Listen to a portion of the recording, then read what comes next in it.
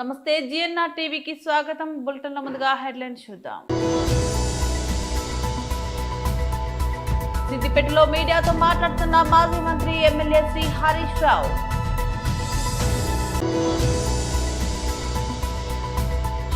YSRCP Lok Sabha floor leader Rajampet MP Peddireddy Mithun Reddy press meet.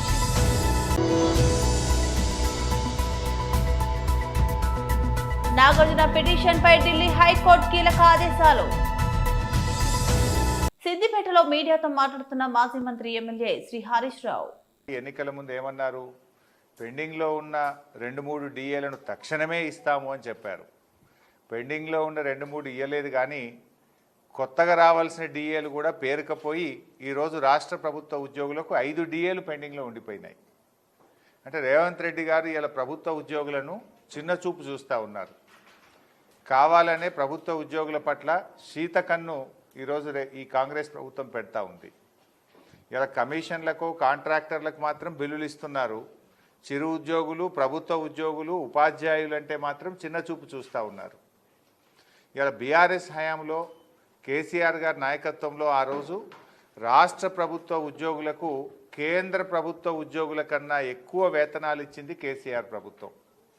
ఆనాడు మొదటి PRC దేశంలోనే ఎక్కడ లేని విధంగా 42% అందించిన ఘనత కేసీఆర్ ప్రభుత్వాన్ని. రెండవసారి 32% పీఆర్సీ ఇచ్చారు. బీఆర్ఎస్ హయాంలో 72% పీఆర్సీని అందించడం జరిగింది. కరోనా కంటే ముందైతే ఎప్పటి డిఏ అప్పుడే అందించింది బీఆర్ఎస్ ప్రభుత్వం. రేవంత్ రెడ్డి గారు ఏమన్నారు? మా ప్రభుత్వం రాగానే అన్ని డిఏలు తక్షణమే చెల్లిస్తాం, ఉద్యోగుల ఎరియర్స్ అన్నీ తక్షణమే చెల్లిస్తాం, ఓల్డ్ పెన్షన్ స్కీమ్ తీసుకొస్తాం, వెంటనే 6 నెలల్లోగా పీఆర్సీ అందిస్తాం.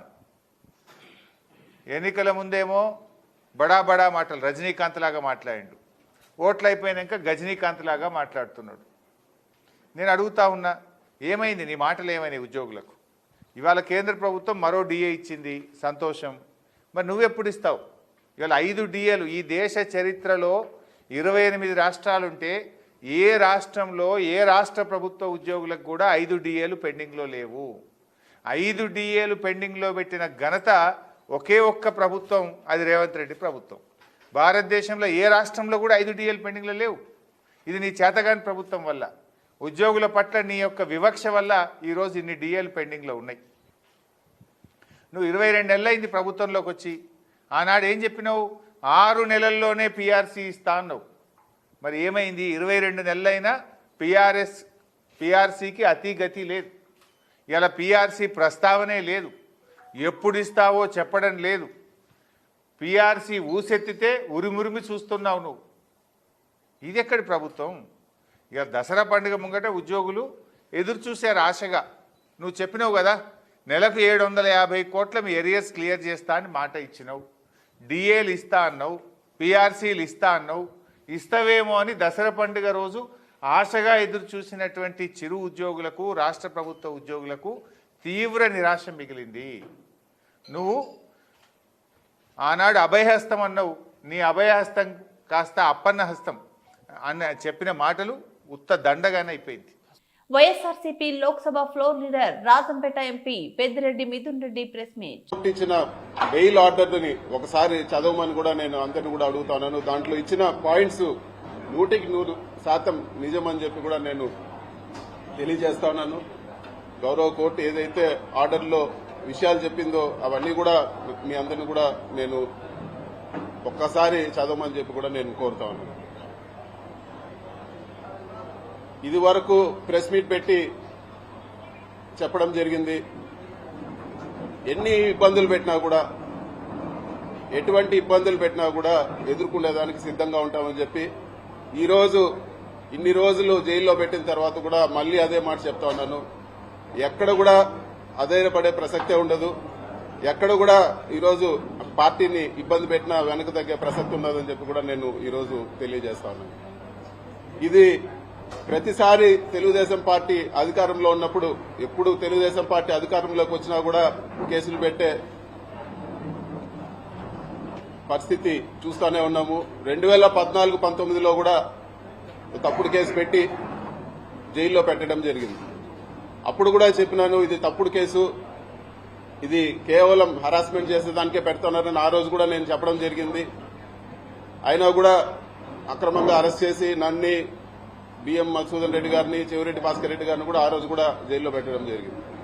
తర్వాత ఎవరైతే కేసు పెట్టించారో అదే వ్యక్తి కోర్టులో వచ్చి చెప్పడం జరిగింది, ఎక్కడ కూడా బలవంతంగా మా దగ్గర పెట్టించారు, వీళ్ళు తప్పు చేయలేదని చెప్పి ఆ కేసు కూడా కొట్టేయడం జరిగింది. అంతేకాదు, అంతకుముందు తెలుగుదేశం అధికారంలో ఉన్నప్పుడు కూడా నేను ఇంజనీరింగ్ కాలేజ్లో చదివేటప్పుడు కూడా నా జీవితంలో మొట్టమొదటి కేసు పెట్టింది తెలుగుదేశం ప్రభుత్వం. తెలుగుదేశం ప్రభుత్వం ఎప్పుడున్నా కూడా ఇటువంటి హరాస్మెంట్ చూస్తూనే ఉన్నాము. ముఖ్యంగా ఈ జైల్లో ఉన్నన్ని రోజులు కూడా ఈ కష్టకాలంలో అండగా నిలబడిన మా పార్టీ అధ్యక్షులు జగన్మోహన్ రెడ్డి గారికి, అదేవిధంగా మా పార్టీ గౌరవ పెద్దలకు, మా పార్టీ క్యాడర్కి అందరూ కూడా వెన్నంటుండి సపోర్ట్ కొన్న ప్రతి అందరికి కూడా మనస్ఫూర్తిగా నేను ధన్యవాదాలు తెలియజేస్తా ఉన్నాను. ఈ కేసు పెట్టి సాధించింది ఏమీ లేదు, ఒక పైశాచిక ఆనందం పొందడం తప్పితే, అదేవిధంగా మా తల్లిదండ్రుల్ని మానసికంగా వేధించడం ఒకటి సాధించినారు తప్పితే ఈ కేసు వల్ల సాధించింది ఏమీ లేదు. కోర్టు నుంచి వెసులుబాటు పొందిన తర్వాత కేసు వివరాలన్నీ కూడా వివరంగా మరొకసారి నేను మాట్లాడతానని చెప్పి కూడా మీకు అందరు కూడా తెలియజేస్తా ఉన్నాను. చివరిగా చెప్పేది ఏమంటే, మీరు కేసులు పెట్టినా లేకపోతే ఇంకోటి పెట్టినా మేము వెనక్కు తగ్గే ప్రసక్తే లేదు. ఖచ్చితంగా గట్టిగా ఇంకా రెట్టింపు ఉత్సాహంతో పోరాడతామని చెప్పి కూడా నేను తెలియజేస్తా ఉన్నాను. ఎక్కడ కూడా వైఎస్ఆర్ పార్టీ క్యాడర్ గాని లేకపోతే నాయకులు గాని ఎక్కడ కూడా ఆధారపడే పరిస్థితి ఉండదని చెప్పి కూడా నేను తెలియజేస్తా ఉన్నాను. ప్రముఖ సినీ నటుడు అక్కినేని నాగార్జునకు ఢిల్లీ హైకోర్టులో భారీ ఊరట లభించింది. ఆయన వ్యక్తిగత హక్కులకు, పర్సనాలిటీ రైట్స్ రక్షణ కల్పిస్తూ న్యాయస్థానం కీలక మధ్యంతర ఉత్తర్వులను జారీ చేసింది. కృత్రిమ మేధ డిపెక్ట్ టెక్నాలజీలను ఉపయోగించి తన పేరు, స్వరం, ఫోటోలను అనుమతి లేకుండా వాణిజ్య ప్రయోజనాలకు వాడుకోవడాన్ని సవాలు చేస్తూ నాగార్జున పిటిషన్ దాఖలు చేశారు. జస్టిస్ తేజస్ కార్య నేతృత్వంలోని ధర్మాసనం ఈరోజు ఈ మేరకు ఆదేశాలిచ్చింది. నాగార్జున నుంచి ముందస్తు అనుమతి పొందకుండా ఆయన పేరును గాని, స్వరాన్ని గాని ఎలాంటి వాణిజ్య ప్రకటనల కోసం ఉపయోగించరాదని కోర్టు స్పష్టం చేసింది. ఏఐ, మోషన్ లెర్నింగ్, డిఫెక్ట్స్ వంటి టెక్నాలజీల ద్వారా నాగార్జున గుర్తింపును దుర్వినియోగం చేస్తే కఠిన చట్టపరమైన చర్యలు తప్పవని హెచ్చరించింది. ప్రస్తుతం డిజిటల్ యుగంలో సెలబ్రిటీల హక్కుల పరిరక్షణకు సంబంధించి ఈ తీర్పు ఒక మైలురాయిగా నిలుస్తుందని న్యాయ నిపుణులు భావిస్తున్నారు. విచారణ సందర్భంగా నాగార్జున తరపున సీనియర్ న్యాయవాదులు ప్రవీణ్ ఆనంద్, వైభవ్ గగ్గర్, వైశాలి మిత్తల్ వాదనలు వినిపించారు. 95 చిత్రాల్లో నటించి 2 జాతీయ పురస్కారాలు అందుకున్న నాగార్జునకు సోషల్ మీడియాలో భారీగా అభిమానులు ఉన్నారని వారు కోర్టు దృష్టికి తీసుకెళ్లారు. ఈ ప్రజాదరణ ఆసరాగా చేసుకుని కొందరు ఆయన గుర్తింపుతో నకిలీ వాణిజ్య ప్రకటనలు, అశ్లీల కంటెంట్, టీ-షర్ట్లు అమ్మకాలు వంటివి చేస్తున్నారని తెలిపారు. యూట్యూబ్ లో షార్ట్ లో హ్యాష్ ట్యాగ్ వాడి తప్పుడు వీడియోలను వైరల్ చేస్తున్నారని, ఇలాంటి కంటెంట్ ను ఏఐ మోడల్ శిక్షణకు ఉపయోగిస్తే భవిష్యత్తులో మరింత ప్రమాదమని వాదించారు. న్యాయవాదుల వాదనలతో ఏకీభవించిన ధర్మాసనం నాగార్జున వ్యక్తిగత హక్కులకు భంగం కలగకుండా చూసేందుకు ఈ మధ్యంతర ఉత్తర్వులను జారీ చేసింది. జిల్లాలో జరగబోయే ఎంపీటీసీ, జెడ్పీటీసీ, గ్రామ పంచాయతీ సర్పంచ్ ఎన్నికల నిర్వహణకు జిల్లాలోని అన్ని రాజకీయ పార్టీలు ఎన్నికల ప్రవర్తన నియమావళి పాటించి సహకరించాలని జిల్లా కలెక్టర్ విజేంద్ర బోయ్ కోరారు. బుధవారం కలెక్టరేట్ వీసీ కాన్ఫరెన్స్ హాల్లో రాజకీయ పార్టీల ప్రతినిధులతో సమావేశం నిర్వహించారు. ఈ సందర్భంగా కలెక్టర్ మాట్లాడుతూ, జిల్లాలో అత్యంత ప్రతిష్టాత్మకంగా నిర్వహించబోయే ఎన్నికలలో ప్రతి ఒక్కరూ మోడల్ కోడ్ ఆఫ్ కండక్ట్ ఎన్నికల నియమావళిని పాటిస్తూ ఎన్నికలు సజావుగా నిర్వహణకు సహకరించారన్నారు. జిల్లాలో జెడ్పీటీసీ, ఎంపీటీసీ 2 విడతల్లో, గ్రామ పంచాయతీ 3 విడతల్లో నిర్వహించనున్నట్టు తెలిపారు. ఎన్నికల నిబంధనలకు సంబంధించి తీసుకోవాల్సిన చర్యలు, నామినేషన్ల ప్రక్రియ, స్క్రూటినీ, ఎన్నికల్లో పోటీ చేస్తున్న అభ్యర్థుల వ్యయ పరిమితి, ఎన్నికల నిబంధనలు తదితర అంశాలపై రాజకీయ పార్టీ ప్రతినిధులకు కలెక్టర్కు వివరించారు. ఫ్లయింగ్ స్క్వాడ్స్, ఎస్ఎస్టీలను నియమించినట్లు తెలిపారు. ఎన్నికల కమిషన్ సూచించిన ప్రకారం జిల్లాలో ఎన్నికల నివారణకు పగడ్బందీ ఏర్పాట్లు చేస్తున్నట్లు కలెక్టర్ తెలిపారు.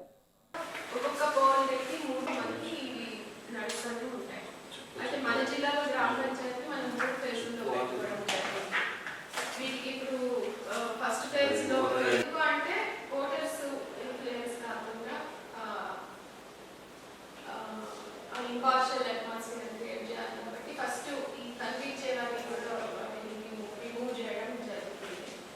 ములుగు జిల్లా బీఆర్ఎస్ ఏటూరు నాగర్ మండల ఎన్నికల సన్నాహక సమావేశంలో కాకులమారి లక్ష్మణబాబు ముఖ్య అతిథిగా హాజరై ఈ సందర్భంగా ఆయన మాట్లాడుతూ అధికారం సాధించాలని గ్రామాల కులమతాల మధ్య చిచ్చు పెడుతూ అభ్యర్థులను భయపెడుతూ బెదిరింపులకు పాల్పడుతున్నారని, వారి బెదిరింపులకు భయపడొద్దని, అండగా ఉంటారని, ఎంతకైనా వెనుకాడబోమని, పార్టీ శ్రేణులు ధైర్యంగా ముందడుగు వేయాలని ప్రజలు అన్ని గమనిస్తున్నారన్నారు. ప్రజలు కేసీఆర్ పాలనను కోరుకుంటున్నారని, రాబోయే రోజుల్లో కేసీఆర్ పాలన రావాలంటే స్థానిక ఎన్నికలే అందుకు పునాదులు వేయాలని అన్నారు. కాంగ్రెస్ పార్టీ పట్ల ప్రజలు తీవ్ర వ్యతిరేకంగా ఉన్నారని, ఎన్నికలు ఏవైనా బీఆర్ఎస్ పార్టీకి బ్రహ్మరథం పట్టడానికి ప్రజలు సిద్ధంగా ఉన్నారని అన్నారు. ఈ కార్యక్రమంలో ములుగు జిల్లా మండల పార్టీ అధ్యక్షులు, మాజీ ప్రజాప్రతినిధులు, మహిళలు, సీనియర్ నాయకులు, కార్యకర్తలు పాల్గొన్నారు.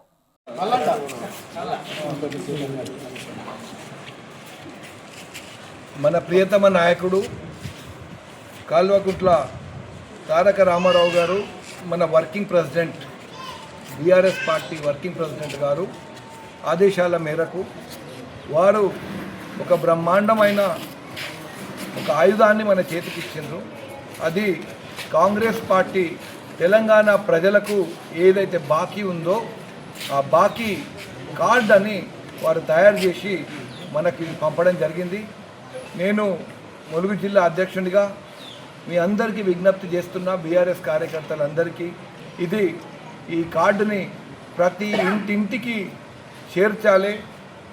ఆ మెసేజు కాంగ్రెస్ చేసే మోసాలు, కాంగ్రెస్ తప్పిన మాట ప్రజలకు మీరు ఈ కార్డు ద్వారా తీసుకెళ్లాలని చెప్పి బీఆర్ఎస్ పార్టీ ములుగు జిల్లా కార్యకర్తలందరికీ విజ్ఞప్తి చేస్తారు.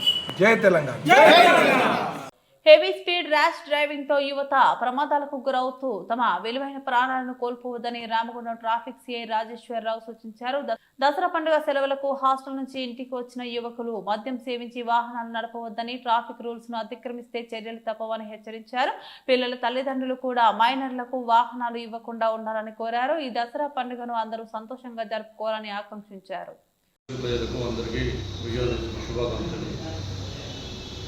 ఎల్లుండి 2వ తారీఖు జరుపుకోబోయే విజయదశమి శుభాకాంక్షలకు నేను తెలియజేయలేదు ఏమనగా, పిల్లలు చాలామంది స్కూల్లో నుండి స్కూల్స్ కానీ కాలేజ్ కానీ హాలిడేస్కి ఇంటికి వస్తారు. సో 80% పిల్లలకు మైనర్లకు బండ్లు ఇవ్వకూడదు. ప్లస్ ఎవరన్నా ద్విచక్ర వాహనదారులు కానీ ప్లస్ 4 వీలర్స్ కానీ ఏదైనా పండుగ వాతావరణంలో అందరూ మంచిగా జరుపుకోవాలని కోరుకుంటున్నాం ట్రాఫిక్ నుండి. సో ఎలాంటి పరిస్థితుల్లో ఎవరు మద్యం తాగి బండ్లు నడపకూడదు. ఎందుకంటే పండుగ వాతావరణంలో జరగని ఇష్యూ జరగకుండా చూసుకోవాలని కోరుకుంటున్నాము. సో అందరూ ట్రాఫిక్ నియమాలు పాటించుకుంటూ అందరూ వాళ్ళ ఫ్యామిలీతో విజయదశమి సంతోషంగా జరుపుకోవాలని కోరుకుంటున్నాము. ద్విచక్ర వాహనాలు ఇంట్లో నుండి బయటికి వెళ్ళే వాళ్ళు ప్రతి ఒక్కరూ ఇప్పటి నుండి హెల్మెట్ లేకుండా బయటికి రావద్దని విజయదశమి సందర్భంగా అందరినీ ద్విచక్ర వాహనాలు కోరుకుంటున్నాం. Thank you. సియోల్ సమీపంలోని ఫ్యాంగ్యోలో వేస్ట్ టు ఎనర్జీ ప్లాంట్ ను సందర్శించిన మంత్రి నారాయణ పర్యావరణ హితంగా చెత్త నుంచి విద్యుత్తును తయారు చేస్తున్న ప్లాంట్ ను పరిశీలించిన మంత్రి మున్సిపాలిటీలో ఉత్పత్తయ్యే మన వ్యర్థాలను 1000 డిగ్రీలకు పైగా వేడిలో తగలబెట్టి విద్యుత్తును ఉత్పత్తి చేస్తున్న ప్యాంగో ప్లాంట్ ఏపీలోను చెత్తరహిత మున్సిపాలిటీల కోసం వేస్ట్ టు ఎనర్జీ ప్లాంట్లు మరో 6 ఏర్పాటు చేస్తున్న ప్రభుత్వం. ప్యాంగో ప్లాంట్ లో ఉపయోగిస్తున్న టెక్నాలజీ, విద్యుత్ తయారీ అంశాలను మంత్రికి వివరించిన దక్షిణ కొరియా అధికారులు. అంతకుముందు ఖూన్వా engineering global theme park resorts and holding చైర్మన్లతో భేటీ అయిన మంత్రి టూరిజం, ఎంటర్టైన్మెంట్ రంగాల్లో అగ్రగామిగా ఉన్న స్మార్ట్ సిటీల నిర్మాణం, వేస్ట్ టు ఎనర్జీ ప్లాంట్ లో గ్లోబల్ థీమ్ పార్క్ డెవలప్మెంట్ పై చర్చ.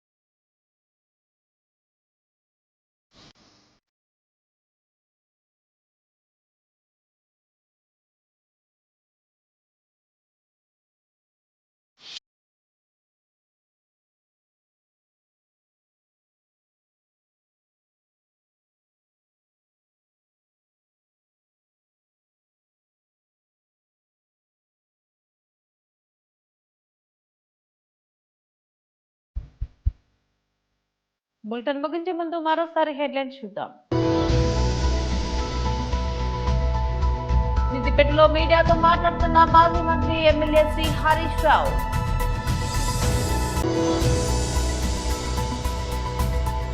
YSRCP Lok Sabha floor leader Rajampet MP Peddireddy Mithun Reddy press meet.